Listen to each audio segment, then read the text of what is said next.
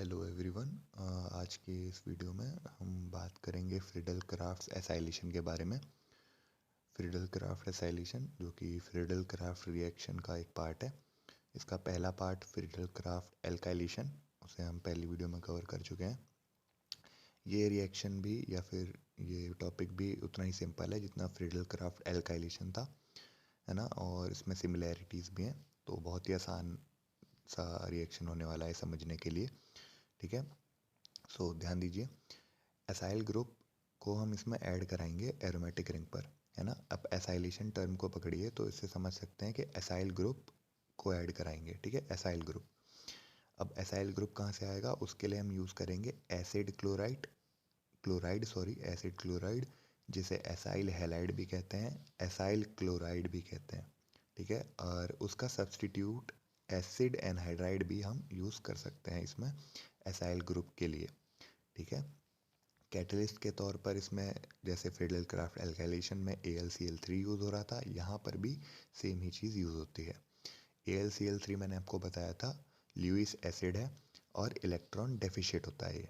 ठीक है, so reaction कैसे प्रोसीड होती है, हमारे एरोमेटिक रिएक्टेंट और एसाइल हैलाइड के बीच में रिएक्शन होती है। ठीक है, और हमें रिजल्टेंट क्या मिलता है, एराइल एल्काइल कीटोन और बाय प्रोडक्ट में HCl।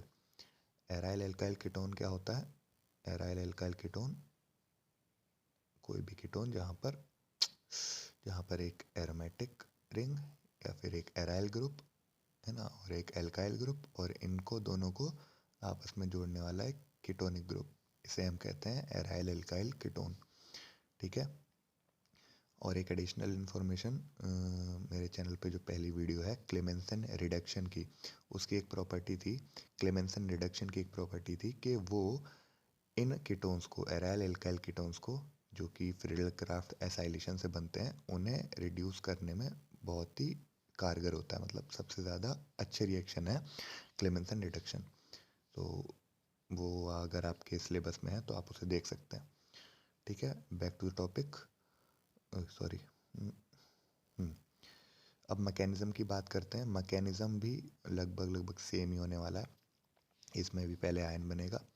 आयन का क्या बनेगा, एसाइलियम आयन या फिर एसाइल आयन कह लो आप। ठीक है, एसाइलियम आयन कैसे बनता है, एसाइल हैलाइड की रिएक्शन होगी हमारे ल्यूइस एसिड AlCl3 के साथ। ठीक है, उससे क्या होगा, जो हमारा उससे क्या होने वाला है, जो हमारा एसाइल हैलाइड है, एसाइल हैलाइड ये इस हैलाइड ग्रुप को Cl को लूज़ कर देगा। ठीक है, जो कि चला जाएगा AlCl3 के साथ। ठीक है, और हमें रिजल्ट में मिलेगा एक एसाइलियम आयन।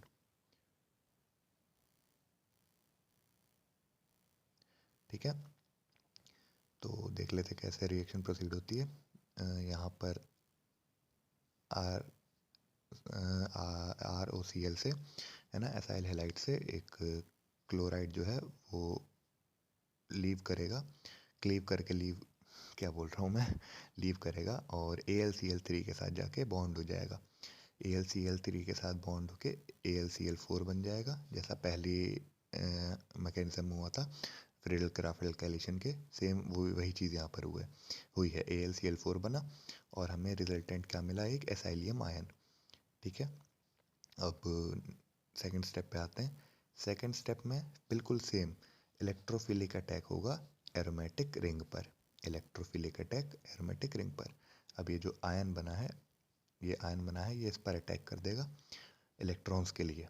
ठीक है, इलेक्ट्रोफिलिक अटैक हो रहा है ना, तो इलेक्ट्रॉन्स के लिए अटैक किया जाएगा। अटैक हुआ, यहाँ पर ये बाइंड होगा। ठीक है, इस वाले कार्बन से जिस पे पॉजिटिव आया, यहाँ से इलेक्ट्रॉन्स मूव करेंगे यहाँ पर, जहाँ पर हमारा इलेक्ट्रोफाइल आके अटैच हो रहा है। ठीक है, इलेक्ट्रोफाइल किसे कह रहे हैं, हम इसे कह रहे हैं, मतलब इलेक्ट्रोफाइल उसे कहा जाता है जो इलेक्ट्रोफिलिक अटैक कर रहा है। ठीक है ना। बस हो गया, इतना सा सिंपल सा पार्ट था। आई होप आपको ये समझ आया हो। अब उसके बाद क्या होगा, थर्ड स्टेप में डीप्रोटोनेशन, ऐसा ही फ्रीडल क्राफ्ट एल्काइलेशन में भी हुआ था, है ना। पहले इलेक्ट्रोफिलिक अटैक हुआ था, उसके बाद डीप्रोटोनेशन हुआ था। डीप्रोटोनेशन का मतलब क्या है, एक H निकलेगा। H कैसे निकलेगा, जो AlCl4 था उसका एक Cl यहाँ से एक H को लेकर चला जाएगा, ठीक है, यहाँ से एक H को लेकर चला जाएगा, जिसकी वजह से हमें बाय प्रोडक्ट में HCl मिल रहा है, ठीक है, सिंपल। और जब यहाँ से AlCl4 से एक Cl चला गया तो हमें जो रिएक्टेंट वो सॉरी कैटलिस्ट था AlCl3 वो दोबारा मिल जाएगा, ठीक है। ऐसा ही पहली रिएक्शन में भी हुआ था, फ्रीडल-क्राफ्ट एल्काइलेशन में भी ऐसा ही हुआ था, है ना। तो AlCl3 भी मिल जाएगा हमें, वापस रीजनरेट हो जाएगा कैटलिस्ट। और एक और इम्पोर्टेंट चीज़ थी, सॉरी मैं बताना भूल गया, फिर से, अरे एक इम्पोर्टेंट चीज़ ये थी कि जैसे फ्रीडल-क्राफ्ट एल्काइलेशन में सेकेंड स्टेप में एरोमेटिसिटी का लॉस होता है, वैसे यहाँ पर भी एरोमेटिसिटी टेम्परेरीली लॉस हो जाती है। एरोमेटिसिटी मतलब एरोमेटिक प्रॉपर्टी, है ना, एरोमेटिक रिंग की जो प्रॉपर्टी है, एरोमेटिक प्रॉपर्टी वो लूज़ हो जाती है। और फिर थर्ड स्टेप में वो एरोमेटिक प्रॉपर्टी वापस आ जाती है ना, जिसे हम लिखेंगे तो लिखेंगे एरोमेटिसिटी रीस्टोर्ड, ठीक है।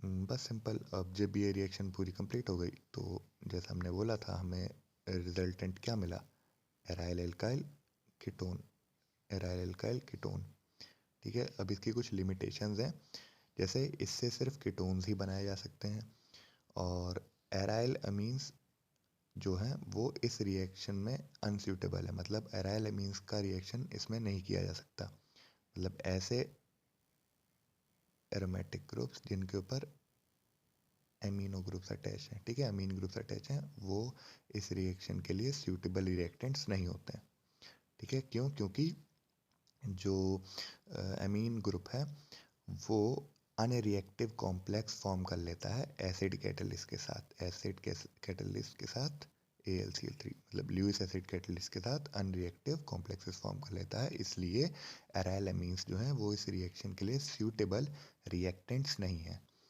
सो आई होप आपको वीडियो समझ में आई हो, मतलब ये रिएक्शन समझ में आई हो। अगर कोई डाउट हो तो प्लीज़ कमेंट में पूछें, I will answer it, and thank you.